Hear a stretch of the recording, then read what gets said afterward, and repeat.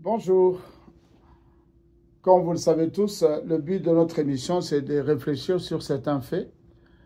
Aujourd'hui, il y a un sujet très important. Comment choisir ses partenaires? Je ne parle pas de mari et femme. En fait, on peut le faire partout, on peut l'exercer partout, soit dans le business, soit dans les relations de tous les jours. Ici, je vais me centrer, ou du moins me concentrer sur le choix de Jésus-Christ. Comment a-t-il pu choisir ses disciples? Comme vous le savez très bien, que Jésus était Dieu, rien ne pouvait lui échapper. Alors, je vais lire un petit passage, et puis de ce fait, nous allons en dégager la leçon du jour. La Bible dit ceci dans Jean chapitre 6, à partir de son 64e verset. Il dit « Mais il en est parmi vous quelques-uns qui ne croient point. » C'est Jésus qui parle. Car Jésus savait dès le commencement qui étaient ceux qui ne croyaient point et qui était celui qui le livrerait. Écoutez très bien. Quel était celui qui le livrerait? Et il ajouta, c'est pourquoi je vous ai dit que nul ne peut venir à moi, en parlant de lui, si cela ne lui a été donné par le Père, c'est-à-dire Dieu, le Père, le Créateur des cieux et de la terre, celui qui sait tout, voit tout et peut tout. Ok. Et puis il dit, dès ce moment, plusieurs de ses disciples se retirèrent et ils n'allaient plus avec lui. Voilà. Jésus donc dit aux 12, « Et vous ne voulez-vous pas aussi vous en aller? » Simon-Pierre lui répondit, « Seigneur, à qui irions-nous? Tu as les paroles de la vie éternelle. Et nous avons cru et nous avons connu que tu es le Christ, le Saint de Dieu. » Puis Jésus leur répondit, « N'est-ce pas moi qui vous ai choisi, vous les 12? Et l'un de vous est un démon. » Il parlait de Judas Iscariote, un fils de Simon, car c'était lui qui devait le livrer, lui, l'un des 12. Alors ici, ce qui est curieux, c'est ça. Qui parmi nous, c'est la réflexion bien sûr, qui parmi nous, sachant que tel est sorcier, tel est son ennemi, tel le critique, et qu'il est en danger, qui parmi nous irait vers cette personne et la sélectionner comme étant la personne qui l'accompagnerait tous les jours? Ça, c'est la réflexion, je ne plus de personne. Donc, nous devions réfléchir sur ça. Alors, je vais vous expliquer une chose. D'après moi, d'après ma réflexion, si Jésus a choisi Judas, c'est parce que, il n'y avait personne parmi les 12 ou parmi tous ses disciples qui aurait été un bon gestionnaire comme Judas Iscariote. Dans Jean 12, vous lirez que Jésus savait que Judas volait un peu des offrandes qu'ils avaient. Mais en dépit de cela, Jésus ne lui a jamais fait la remarque. Jésus l'a gardé. Pourquoi Jésus ne lui avait pas fait la remarque? Parce que le but de Judas n'était pas seulement de gérer l'argent, mais c'était aussi d'accomplir la volonté de Dieu. Alors vous verrez qu'avec le temps, Judas était le seul courageux. Jésus savait que c'était lui qui allait le livrer. Le jour du dernier repas, Jésus lui a dit, « Mais Judas, qu'est-ce que tu attends? Il faut partir vite. Il faut partir. C'est important. » Alors, ce qui est un peu triquant, comment se fait-il que tu sais que c'est celui-ci ton ennemi et tu l'envoies vite pour qu'il te fasse le mal? Tout ceci n'est possible qu'avec une personne qui pense très loin. Jésus savait une chose. Sans sa mort, il finirait comme tout être humain, comme tout homme. Jésus, son nom n'était pas élevé au-dessus de tous les noms. Ça sera élevé au-dessus de tous les noms. Après sa mort et sa résurrection. Et sans la mort, il n'y aurait pas la résurrection. Et Jésus-Christ connaissait, si on connaissait mieux notre futur, on n'agirait pas comme nous sommes là. dans toute la Bible, il n'y a pas, enfin, cherchez avec moi, il n'y a pas d'élévation, il n'y a pas de grand succès sans traître. Il n'y a pas. Sans traître. Parce que tous ceux qui sont grands aujourd'hui ont été trahis quelque part un jour. Écoutez ce que va dire un jour aussi, ça c'est Joseph qui va faire la remarque à ses frères. Lorsque ses frères vont venir pour demander pardon, il va leur dire non, non, non, non, non, non, non, non. Ne vous excusez pas.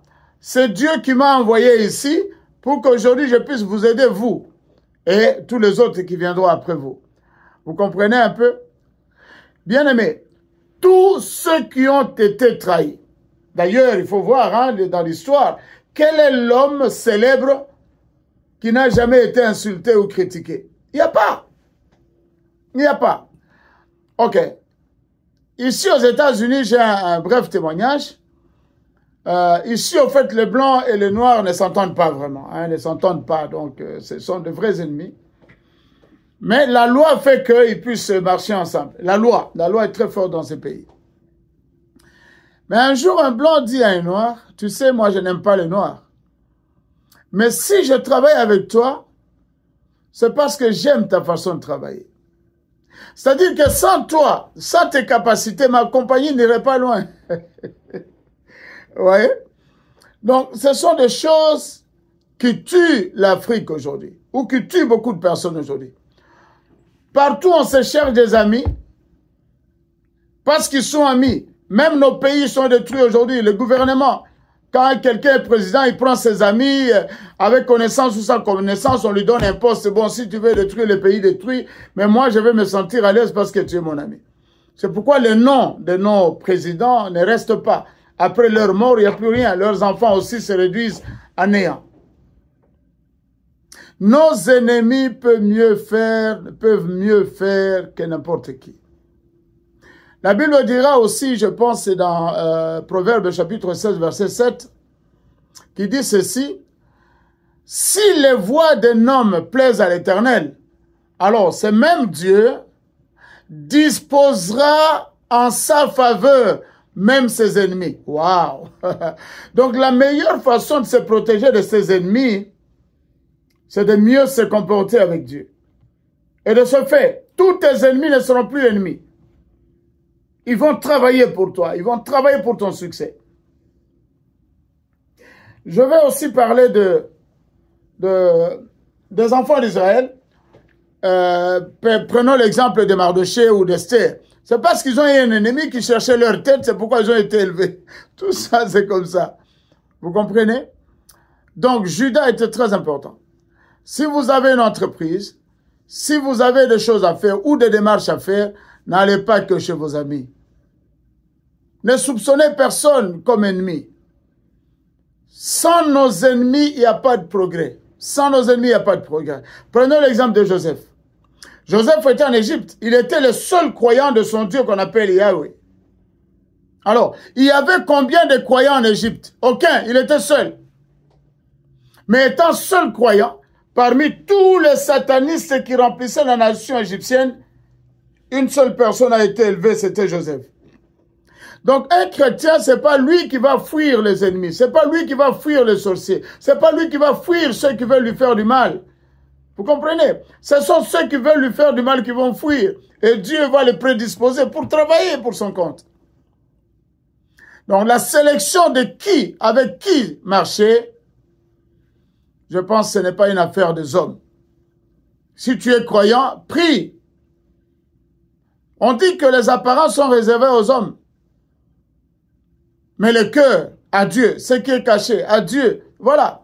Faites confiance en votre Dieu. Votre ennemi, ce n'est pas celui que tu crois être ton ennemi. Je m'en vais finir en te disant une chose. En Italie, il y a une prière comme ça. Ça vient un peu plus des mafiosi, hein, qui dit ceci. Ça, c'est leur prière. Oh mon Dieu, épargne-moi, protège-moi de tous mes amis et laisse-moi mes ennemis. Alors, pourquoi ils disent ça, les Italiens? Ils prient comme ça parce que aucun ennemi ne peut t'atteindre s'il n'a pas les informations sur toi. On ne peut t'atteindre que si on a tes informations. Les informations sont très utiles. Même les nations qui se battent, tout ça, l'élément crucial, l'élément le plus important, c'est l'information. Alors, il prie comme ça parce que pour qu'un ennemi puisse t'atteindre, il faut qu'il se serve de ton ami, qu'il ait l'information sur ta position. Vous comprenez? C'est pourquoi même les pharisiens qui allaient tuer Jésus-Christ avaient besoin de Judas. Parce que Judas était le seul qui connaissait le calendrier de Jésus. Où les trouver et comment les trouver. Voilà. D'ailleurs, Judas, quand il faisait ça, il ne savait pas qu'il faisait mal. Il savait que, oh, dit, Jésus qui a ressuscité les morts, Jésus qui fait ceci ou cela, oh, ces gens-là, quand ils iront là-bas, pouf, Jésus va gagner. Hein? Vous vous souviendrez de Jésus lorsqu'il va poser sa question, c'est moi, tout le monde tombait. Et Judas disait, bon, voilà, j'ai mes 30, je sais pas, dollars ou quoi, j'ai mes 30 pièces d'argent et je suis bon. Et je vous ai présenté Jésus, à vous de faire ce que vous voulez. Mais lui savait au fin fond de lui que Jésus va s'en sortir. Et il n'avait pas tort. Voilà. Bien-aimés, c'est ainsi. Dans la vie, choisissez pas vos amis. Parce que si vous avez des ennemis, ils vont se servir de vos amis pour avoir vos positions, vos programmes, et alors ils vous tueront. Souvenez-vous, nos ennemis n'utilisent que nos amis pour nous affaiblir. Alors, nous revenons à Judas.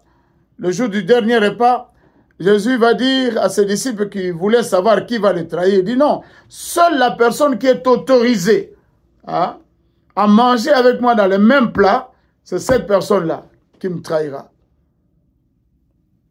C'est très fort ça. Ce sont les plus intimes, ceux que tu crois les plus intimes. C'est seulement eux qui sont en danger. Alors, ne vous éloignez de personne. N'abandonnez pas vos amis, n'abandonnez pas vos ennemis. Seulement confiez-vous en l'Éternel et Dieu seul va arranger tout ça. Et ça ira. Dieu bénisse. Merci. Bye bye.